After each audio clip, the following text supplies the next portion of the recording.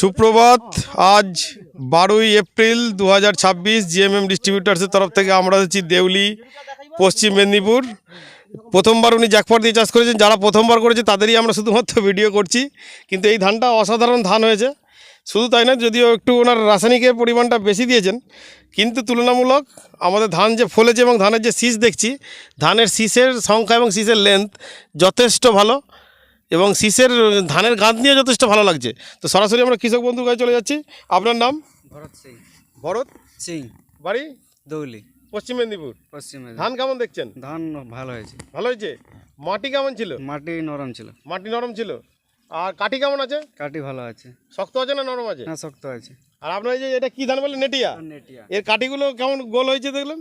এটা কাটি ধানটা ভালো হয়েছে। এটা একবার শুধু কাঠিটা একটু নামিয়ে একটু কাঠিটার চেহারাটা দেখান। এটা যদি এখন পুরোটা ফলেনি, এই সবে ফলছে।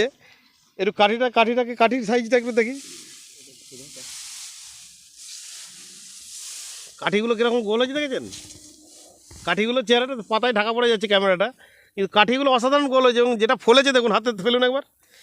এই যে যেটা ফলেছে, শীষের লেন্থ এবং গান্ধি কেমন আছে? ভালো আছে, শীষের লেন্থ এবং গান্ধি ভালো আছে না? ভালো আছে। ধানের সংখ্যা এমনি এটা একটু ধানের সংখ্যা বেশি হয়, বেশি হয় এটা। হ্যাঁ, কিন্তু ওই মোনারটা দেখলাম তার থেকে এই ধানটা অনেকটাই ভালো আছে। ধন্যবাদ।